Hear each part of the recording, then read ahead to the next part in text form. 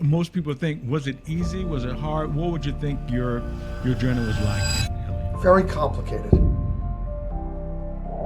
When the opportunity meets the moment, that's when magic truly happens. And It's very hard to be an expert at everything. it's hard for individuals to read the label when they're inside the jar. If you find a right coach for the right reason, Yes. it'll just propel you forward faster. Every day, kind of just getting better, learning from our challenges and learning from our mistakes and not looking at those, but as opportunities.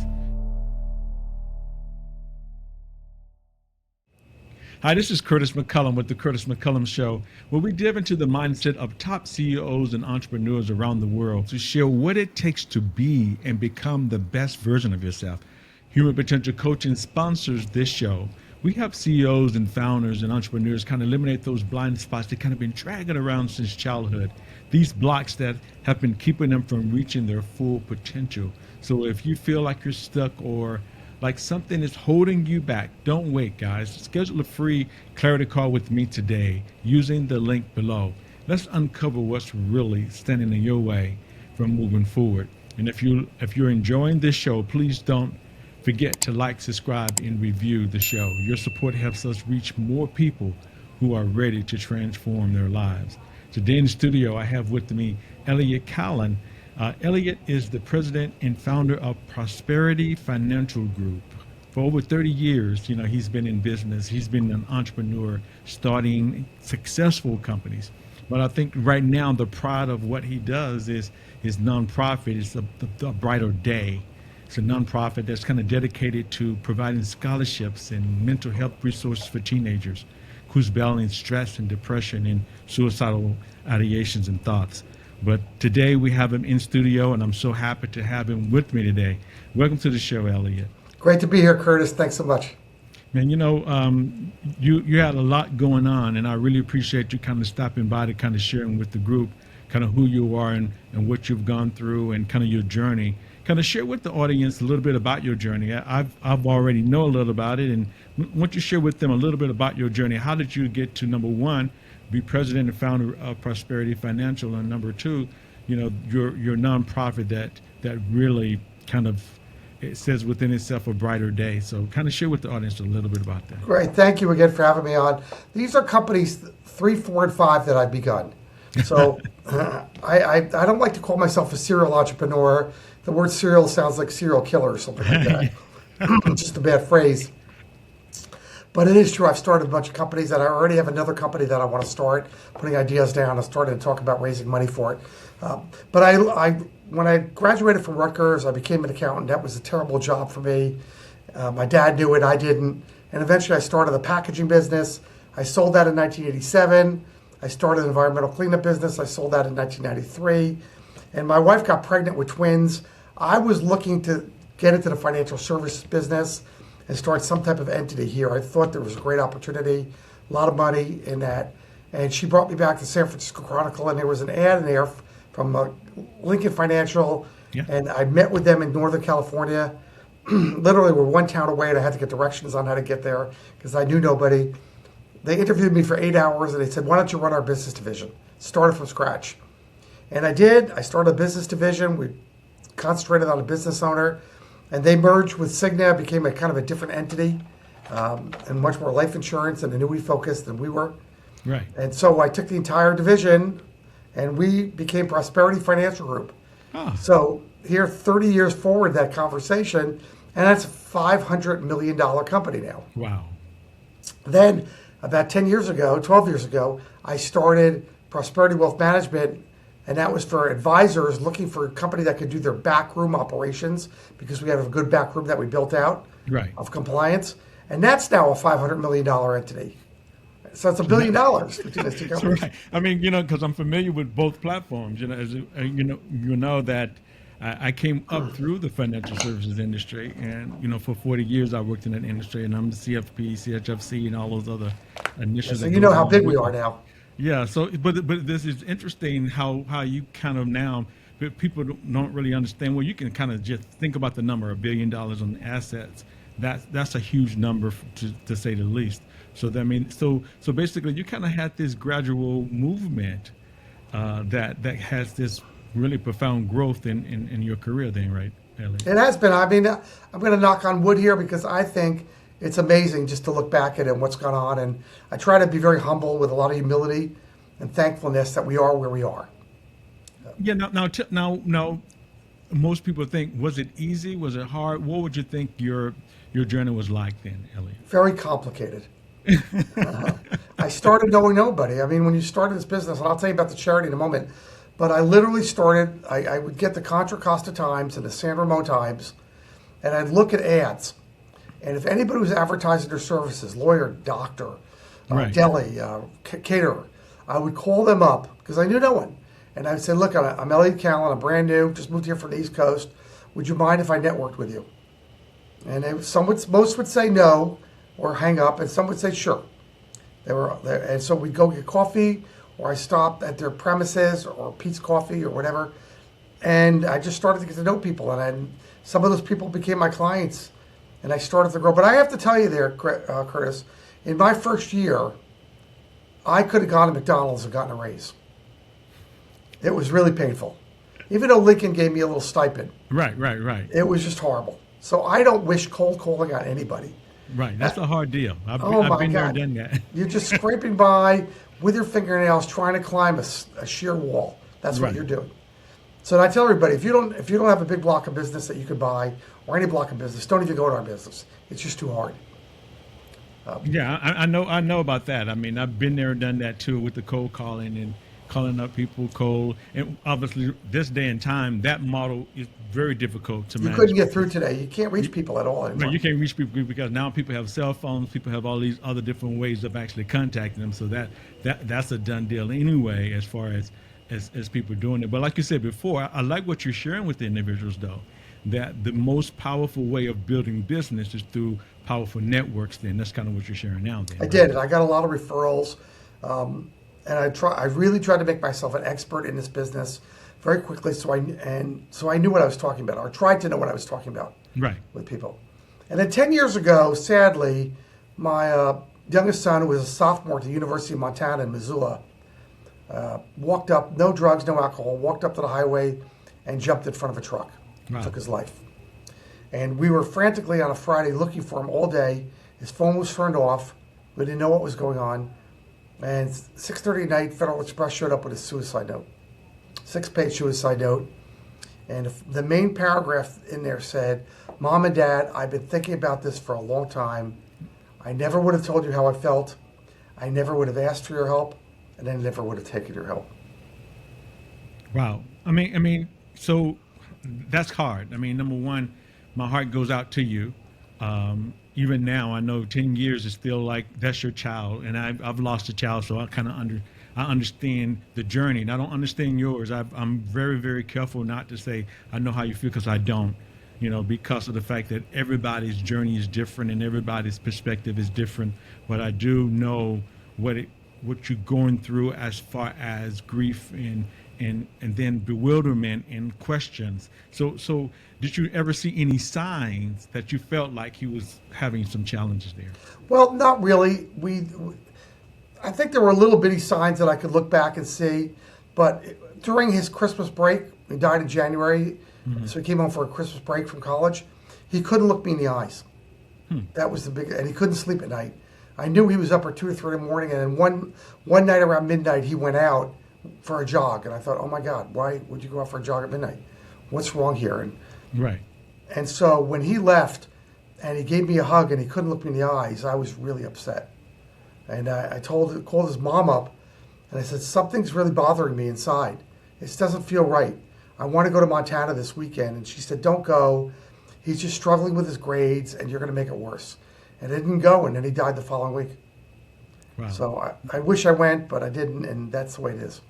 Yeah, I mean, basically, sometimes that intuition does tell us something deeper than what the eye can actually see, and at the same time, we can release that and let it go because he had it set on his mind, regardless of what was going to happen. He had already kind of figured out for himself that's kind of the way he wanted to go, which is always definitely, like I said, my heart goes out to you. So now you started this one of your I would probably say your your golden company, the company that probably means more to you than any other companies that It you does. started, It does. which is the Brighter Day, correct? Yeah, giving people a great retirement, which is what we do every day, Right. is wonderful. Saving lives is a whole different world on there. And so it was literally on the way home from Missoula with his body in the airplane that I turned to his mom and I said, we have to start a charity to help other parents and families not to go through the devastation and destruction we're about to go through. Right. And I came up with the idea of a Brighter Day. It was a musical-based charity originally, and then it became something what it is today. And this is the amazing part of this, Curtis. Today we have, post-COVID really made us reinvent ourselves. Right, but right. Today we have a website, abrighterday.info, that has resources for parents on how to be better parents and how to see these signs. Literally thousands and thousands of pages of resources. Teens don't read this, but parents do. Right. But for teens, we built a 24-hour crisis center hotline so they can walk out of chemistry class and text for help. It's a texting program because they work by texting. And it's touched thousands of kids already, thousands of teens already in the years that we've had it up.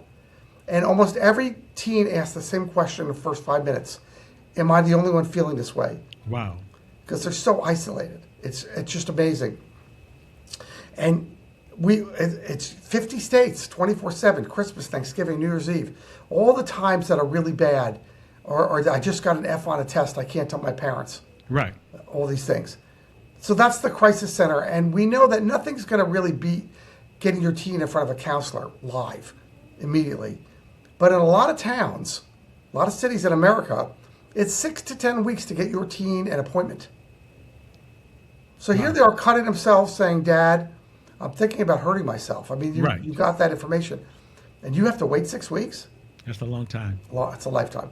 So we've tag teamed with another company, and we will get your teen Zoom counseling within 7 days, which is amazing. And Zoom counseling with a licensed local therapist is still $150 an hour. The charity, A Brighter Day, will pay for this for you for 90 days.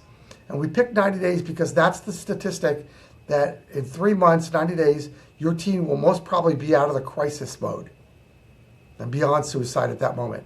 And that's what we're paid for. We don't want you as a parent to have to decide about feeding the other 2 children, right, and getting your one child in crisis help. Wow, that's powerful, Elliott. I mean, usually, even not to make a comparison, but even in my coaching programs, I find that most of individuals who go through my particular coaching program can, after 60 to 90 days, are now ready to kind of flourish and kind of stand on their own. So how did you fund this? I mean, I know, is it through your company or through other donations? Well, my company and myself are the biggest donors still. Right. Bespoke Human Potential Coaching sponsors this show. Bespoke helps CEOs, founders, and entrepreneurs get rid of those blind spots that they've been carrying around since childhood. So if you're stuck and have some blocks, click the link below for your clarity call or scan the QR code if you're on video. Let's get rid of those blind spots. Now back to the interview. But we started the first year with my wife just putting money up. See. So we handled this. And then we realized that we needed to raise money, Curtis. So we ran a golf outing. Well, my wife and I underwrote the golf outing, so everybody that donated, the money went directly to the charity. Right. And that was the beginning part of it. And we got enough money to hire a part-time executive director. And that really got us through COVID and got us going.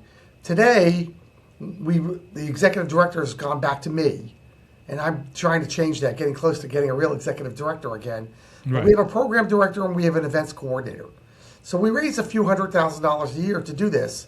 And our goal is to become a national charity with national income coming in. We're not there yet. We need to get somebody who's got national potential to become maybe president of the board, and that will totally change the charity around. But that's our goal. It is fundraising by itself. Right. So, I mean, that's a beautiful thing that you've done there. So I mean, that's powerful as far as part of your entrepreneurial spirit, part of the more of a bigger purpose in life and actually carrying on the lessons and an opportunity for other individuals to learn from what your child experienced. And you don't want anybody else to kind of go through that. So now you talked about even your own personal journey that your parents gave you some great life lessons as an entrepreneur. So kind of share with the audience a little bit about your own personal journey. Thank you for asking that. I feel very blessed. I had two very amazing parents. My father was, greatest generation, born in 1915, World War II type of thing. And he worked 7 days a week, sometimes 6 days a week. I think he was working when he wasn't working. He was doing something. So he owned a small little ink and solvent business, had a couple, like 2 home runs in his life. Everything after that was basically a single and maybe a double at best. And I don't think he ever made more than $40,000 a year. And he was super loving. And he said, he used to whisper, and I feel like I have him whispering into my left ear here, nothing replaces hard work. Wow. And unfortunately or fortunately, he turned his 3 children into workaholics by doing that. Now, my mother, born in 1918, was an Auschwitz survivor, concentration camp survivor. Wow. And she had a different point of view. And her point of view was, that's my right shoulder, a little angel on my right shoulder. Her point of view was that you could do better today than yesterday and better tomorrow than today. Wow. So when I come to work every day, I always try to do better than I did yesterday. And I believe in the value of hard work. And, I've learned as I've gotten older that there's sometimes close your computer and be a good husband or a good father. Oh, yeah. Oh, yeah. Now, my dad, most times during the week, he was working and he tried to be a good father on Sundays. That was really his day. But the rest of the week, he was the only one making money. And so the burden fell on my mother. And in high school, she got really sick and I just had my dad. But I've never forgotten these lessons and I do think about them all the time. So thank you, Mom and Dad, wherever you are. I mean, those very powerful lessons. Number one, hard work, definitely, it takes hard work. And now I think you probably see it now, even a stronger mindset kind of help with the focus that sometimes prevent a lot of hard work, because we could think, like I think in Napoleon Hill's famous book, Think and Grow Rich, meaning like we can have our thoughts become things and we can now work more in line with our strengths and allow kind of everything to kind of move forward. But then I love the other part, what your mom said, I can do better today than I did yesterday. That's that kind of a 1% type of environment. You can just do a little bit better today than I did yesterday. Hey, be your own driver. Be your own driver. Learn to drive yourself to a higher level of excellence, not perfection, because you're going to be really disappointed with that. Yeah, absolutely. But excellence, and that's what you want to do. But I want to clarify the hard work for a second, because I challenged my father on that before he passed away. And he's gone already 35 years, or 37 years. And I said, Dad, it can't just be hard work. Right. Because the garbage men in New Jersey that were picking up our garbage, 2 or 3 guys per truck in those days, not the gadgets we have today. I said, those guys work really hard. They're out there getting up at 5. Their truck first starts around 6 or 7 in the morning. They're working till 5 at night, and not counting the money they make or the overtime or the unions they were in. They're working their butt off, and it's hot out there, and they're picking up garbage, the dirtiest part of our world, and they're dealing with it every day. Nobody wore gloves. They were getting off the truck at just literally jumping off, picking up your garbage can and tossing your aluminum garbage can or your plastic garbage can in there. And he said, you're right. You need the ingredient of opportunity. And it's either going to come to you or you're going to create it. Yes. He said, and that's the key. And so he had an interesting opportunity that he failed at. And we talked about failure versus learning lessons, because real entrepreneurs don't have failures. They have learning lessons. That's it. Sometimes very painful ones. So he was approached in the late 1960s. Let's say I remembered I was about 10. And by one of the first spray paint companies in America. And because he was in ink and solvent business and had a business that basically went from New Jersey through Philadelphia to Boston, basically was his business. And he was based in New Jersey, that he got approached from a spray paint company that said, we would like to give the exclusive to you for spray paint in the state of New Jersey. And At Sunday night at dinner, he talked about it with the family and with my mother about, and that would have changed his business around a little bit because he would have had to be more local, which really would have made him, which would have been wonderful. And he would have been selling spray paint, retail, and industrial. Right. And they talked about it, and they talked about it, and they talked about it, and they made a decision, because I'm sure my mother was in that decision, that spray paint would never make it in the United States. That was not a good idea for long-term use. Now, we all know about spray paint. Come on. Yes, we do. Yeah. So and in his later life, and we talked about that spray paint, he said that was an opportunity that I missed. He said, so this became his phrase: opportunities are never lost. They just go to someone else. Wow. Something to think about as an entrepreneur. That's true, though. I mean, you know, like you said before, number one, yeah, you have to have hard work or desire. One of my formulas was, you know, when opportunity meets and when opportunity meets the moment, you got to be ready for the opportunity. And plus, though, the hard work plus the opportunity, that's when magic truly happens. And like you said before, sometimes opportunities do pass us.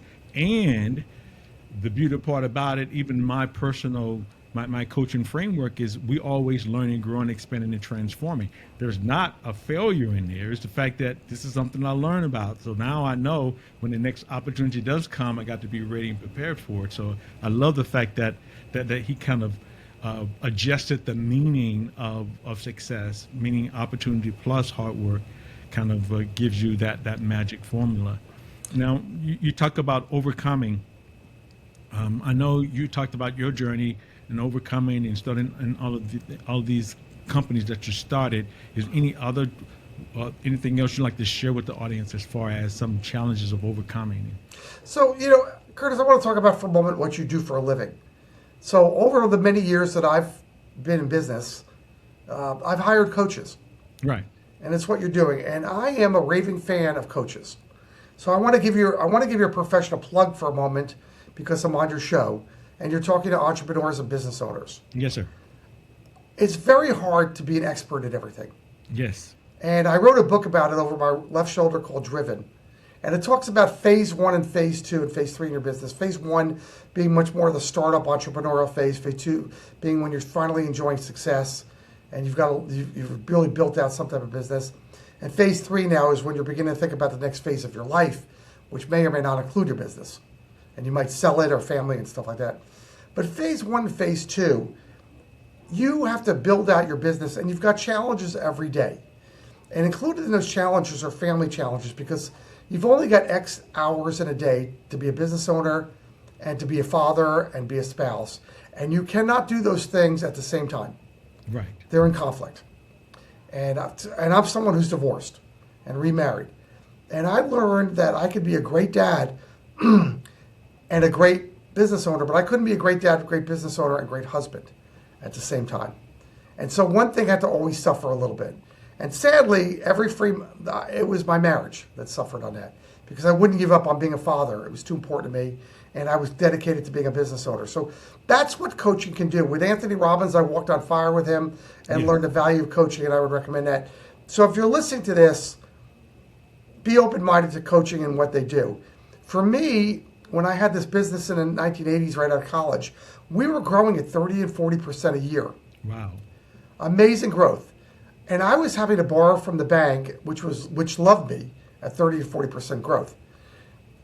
More and more cash. And I didn't have a CFO. I could have used one. So I went, the bank kept saying, you are doing an amazing job. But every year I was borrowing more money because I was burning through cash. And I didn't understand that phrase that we now call the burn rate. And what's your cash burn rate? Because people talk about that. It wasn't a phrase back in the 1980s. And at some point, I woke up and I owed $500,000 to the bank in New Jersey. And I thought, wow, that's just too much money. I can't sleep at night. But I knew I needed another cash infusion of about $200,000. And I just thought, I can't do that. So I sold the assets of the business away and just kept the liabilities and paid them off from the sale of the assets with a little money left over. So my learning lesson there was cash. And if I had had a counselor at that time, they would have said, hire a CFO to help you with your burn rate. understand that. In my second business, we grew totally different. We had over 1,000 reps around the country, and we were putting filters, industrial filters in for air pollution and water remediation and nuclear power plants and things like that. But we were also depending on Superfund money from the federal government going out, and then it would come trickle down to us. And during the end of the the Clinton administration, they basically wiped out the Superfund money. And I saw the writing on the wall to move on. And the transition would have been, let's stay in this industry, but just do it better. But I didn't do that. I made the transition into financial services. Again, could have used somebody to talk to that walked me through that in different ways, and I probably would have did it in a different place. And even when I graduated college, I had dual majors at Rutgers. I had an accounting degree and an economics degree. And my father said, don't be an accountant. You don't have the personality for it. You have the brains, but not the personality. But in those days, to become an economist, which is what I wish I did, you had to go right to the MBA, the Master's in Economics program. Right. Today you go to work and then go back to it. But in those days you went to it, and I was kind of sick of school and wanted to make some money, so I had a big 8 accounting firm that was offering me money, and I decided to go that direction. And that was the wrong direction. Counseling would have helped me say, you've got a big personality that's exceptionally outgoing. Yes. You're going to be in front of the room one day. The track of being an accountant is not the right track. But I didn't ask anybody because I didn't know to ask. And that's what having business counselors and coaches does. Right. Basically, what it does is that sometimes we don't even know what we don't know. And I think one of the podcasters shared with me before is that it's hard for individuals to read the label when they're inside the jar, which is powerful. Like, wow. Meaning, like, one of the challenges that most people have, what I call blind spots, right?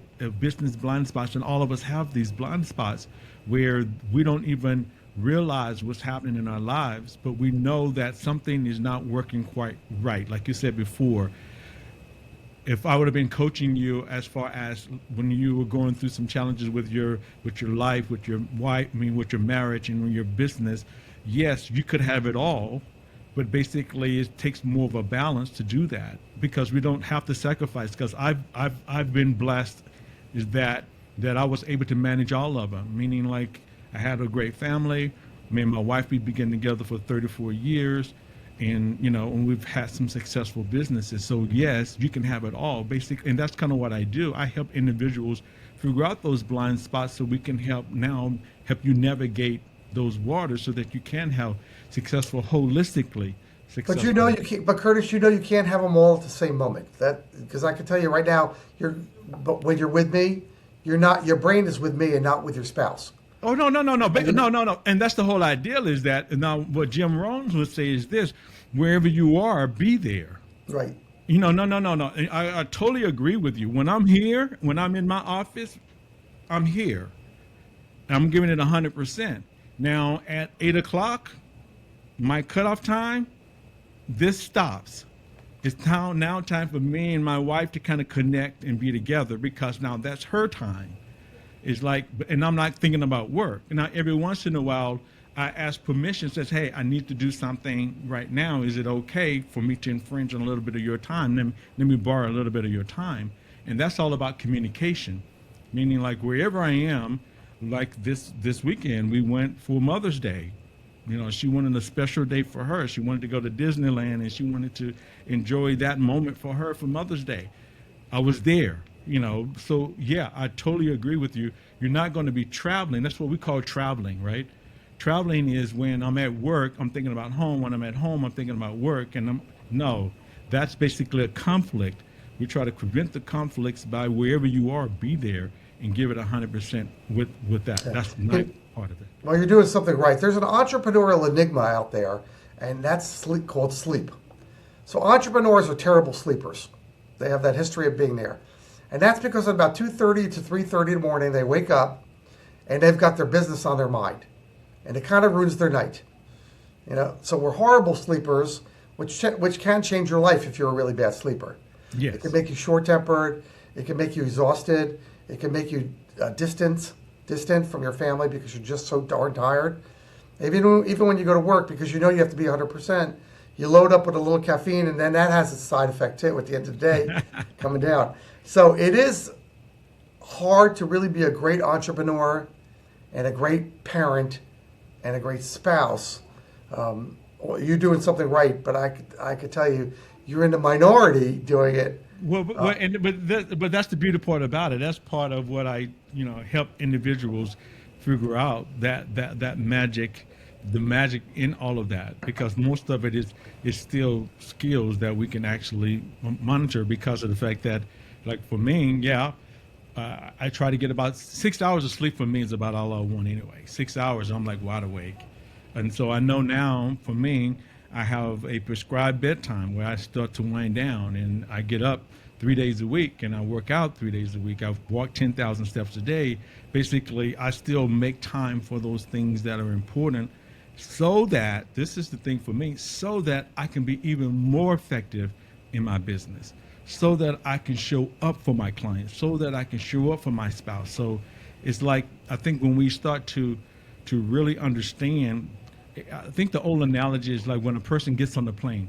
When they get on the plane, and the first thing when they start the announcements, the steward or the guy comes on the microphone and says, hey, just in case this plane lose pressure, the mask is going to fall down. Be sure to put the mask on yourself first, then put the mask on the person next to you. That's for purpose. And that's kind of what most entrepreneurs miss it, that we are always putting a mask on someone else, and then we drain ourselves, and then we can't show up the way we need to show up. So one of the things I try to, what part of the framework is, put the mask on, take care of self so that you can take care of everybody else. So that's kind of the way I see it. So, so I think we can. It takes work. It's not easy, guys. Trust me, it's not easy, but there's something that's valued to me. That's kind of where I sit with that. Well, you're giving out great nuggets here.